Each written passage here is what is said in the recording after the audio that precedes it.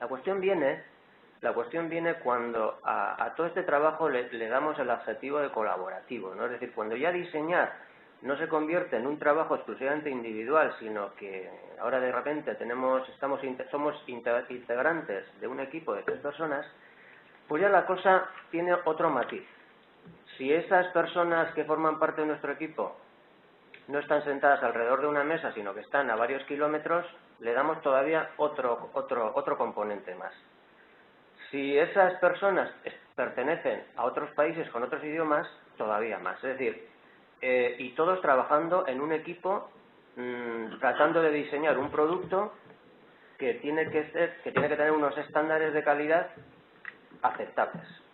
Ya la cosa se complica, ya pasamos de un trabajo individual puramente conceptual a un trabajo colaborativo, donde intervienen además otras variables.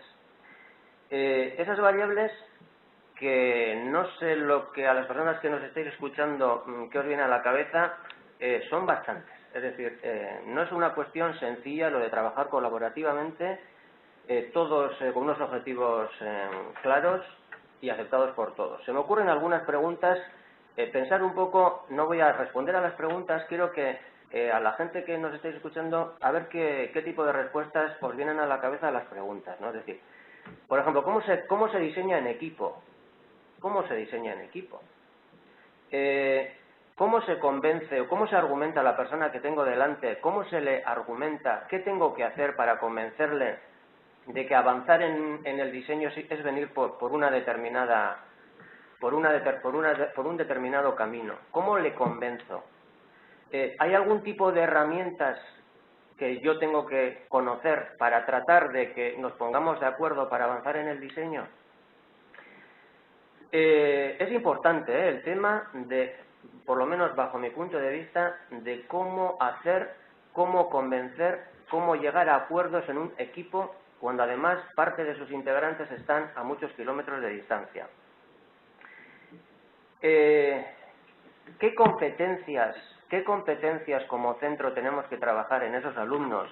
Decía Pablo en la intervención anterior que bueno, que hay valores como que a día de hoy hemos dejado en un segundo plano, hablaba del trabajo bien hecho. Efectivamente, son valores intangibles que, bueno, pues no sé si lo damos por supuesto, pero que desde luego cuando nosotros enviamos a nuestros alumnos a las empresas las valoran, nos preguntan por ellas. Esos valores que puede parecer un tópico hablar de que tienen que ser personas autónomas, personas con iniciativa, personas pues que les gusta hacer bien el trabajo, personas creativas, personas que sepan trabajar un poco el liderazgo. Claro, son competencias que son necesarias para nuestros alumnos, sobre todo para el trabajo colaborativo, pero que como centro, ¿cómo se hace esto? ¿Cómo se organiza? ¿Qué tiene que hacer un centro para pasar de las palabras a los hechos? ¿Cómo tengo que organizar mi día a día dentro y fuera del aula? ¿Qué tengo que estructurar con un cronograma de acciones? ¿Cómo lo tengo que hacer para que los alumnos trabajen esas competencias que al final su resultado va a ser un trabajo eficaz en equipo? Siguiente pregunta. ¿Estamos los profesores técnicamente preparados, incluso mentalmente dispuestos a cambiar nuestra función, nuestro rol dentro del aula y pasar a fomentar este trabajo colaborativo e impulsar este tipo de competencias? Pero ahí va otra pregunta.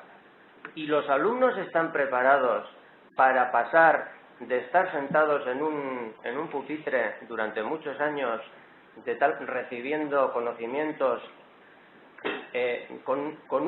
vamos a decir, con una cierta componente de pasividad o de reactividad, y pasar a liderar, a participar, a proponer, a coordinar? Porque claro, eso supone un compromiso, otra manera de hacer.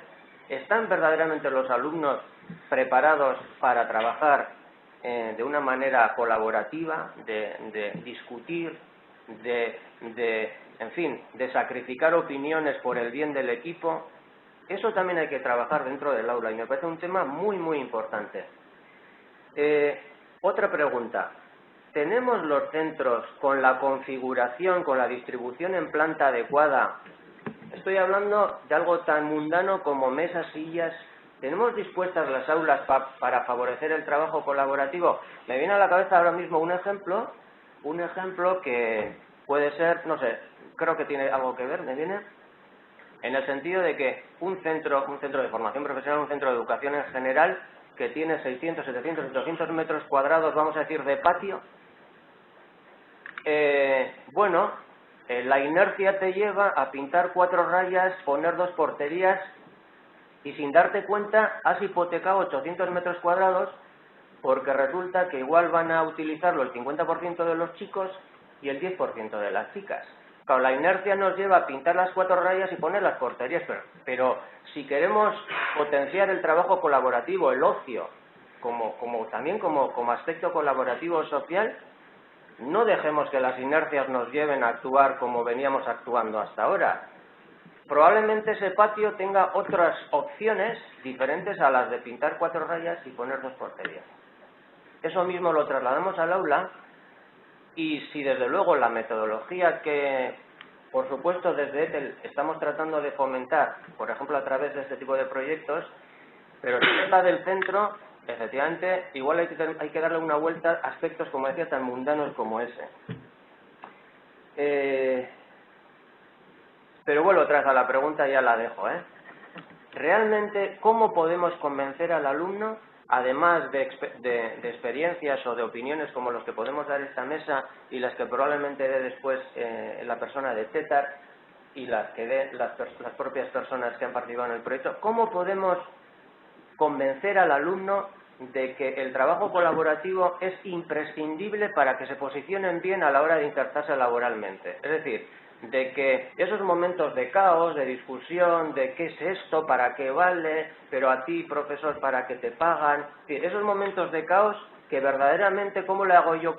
¿Cómo le convenzo a un alumno que es por su bien? Es porque las empresas precisamente quieren a personas así. Es decir, que cuando ese tipo de soluciones se encuentren en la empresa, no se vengan abajo, sino que tengan herramientas y sobre todo actitud para salir adelante. Bueno, todo esto son variables que me vienen a la cabeza cuando tengo delante un trabajo colaborativo como el de esta mañana. Competencias transversales, profesorado, alumnado, configuración del aula y probablemente algunas otras variables que se me olvidan, pero que os han venido, que os vienen a la cabeza y que después tal vez queréis comentar vía chat. En ETEL ahora mismo pues tratamos de fomentar este tipo de proyectos. De hecho, este es un proyecto de diseño y fabricación mecánica. Hay otros 3 proyectos, venimos trabajando, desarrollando otros 3 proyectos más con estas características, otro de fabricación mecánica, otro de administración de sistemas informáticos y otro en la parte más de telecomunicaciones.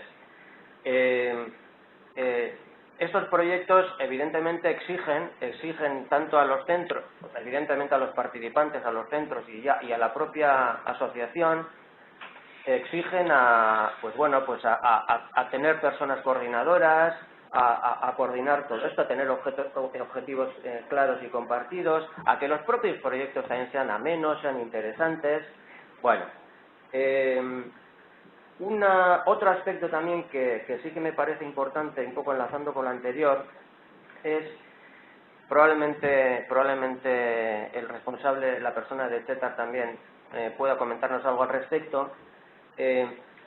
Enlazando, como decía, con lo que he comentado anteriormente, sí que me parece importante el tratar de que este tipo de proyectos hagan que los alumnos, como decía antes, se posicionen mejor a la hora de insertarse laboralmente, pero no solamente insertarse laboralmente, sino ¿por qué no, una vez que entran a formar parte de las plantillas de las empresas y ya pues a vivir el día a día, pongan en marcha, que probablemente sea lo que las empresas demanden de nosotros y de nuestros alumnos, que vayan alumnos que tengan un proceso de adaptación mínimo, es decir, que no necesiten largos tiempos para adaptarse a la vida de la empresa o al puesto de trabajo en particular, que puedan trabajar de una manera normal en equipos de trabajo de la empresa en un tiempo razonablemente corto, pero ¿por qué no?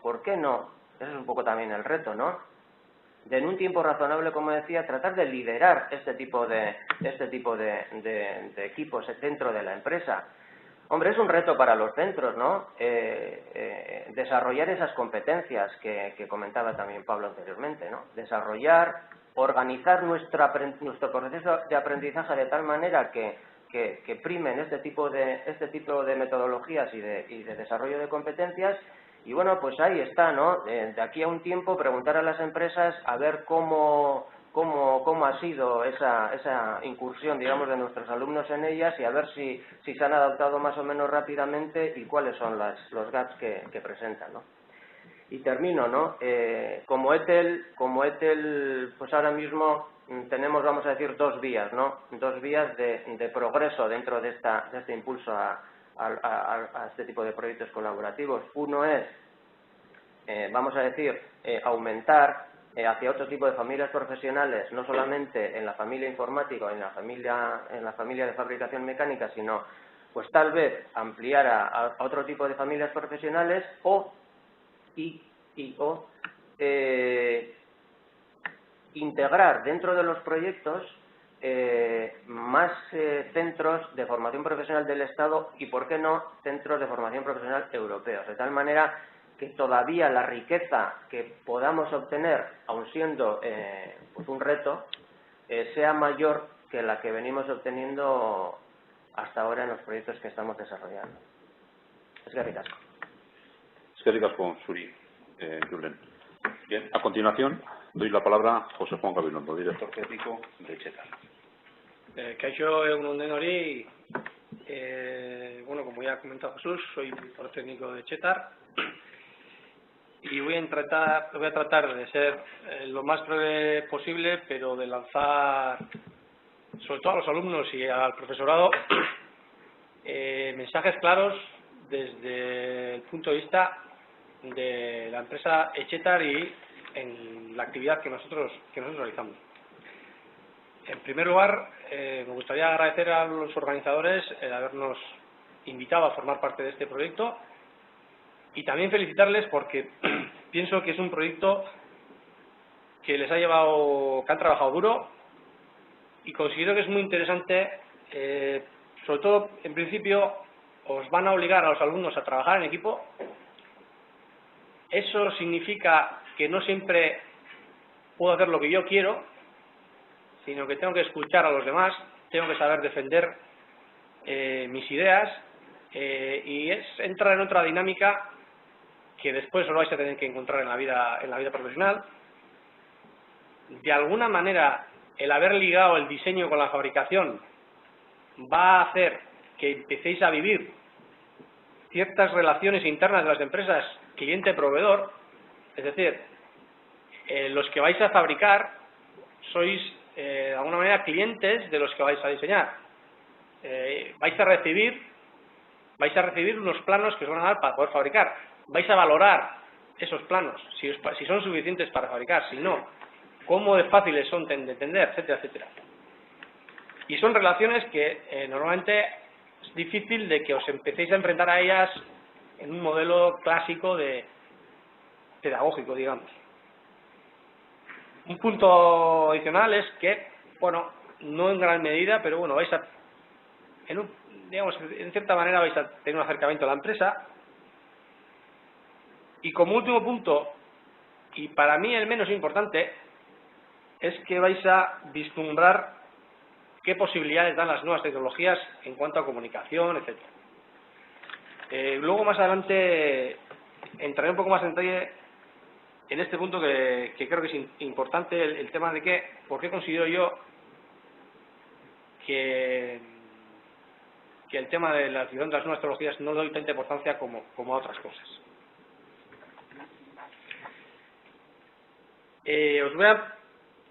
Voy a tratar de daros una breve introducción de qué es lo que hacemos nosotros. Etxetar es un fabricante de sistemas de mecanizado de alta producción. Y digo sistemas de mecanizado y no digo máquinas, porque realmente nosotros no tenemos un catálogo de máquinas como tal, sino que nuestros clientes, habitualmente los grandes fabricantes de automóviles, nos presentan unos requerimientos de producción que tienen en sus líneas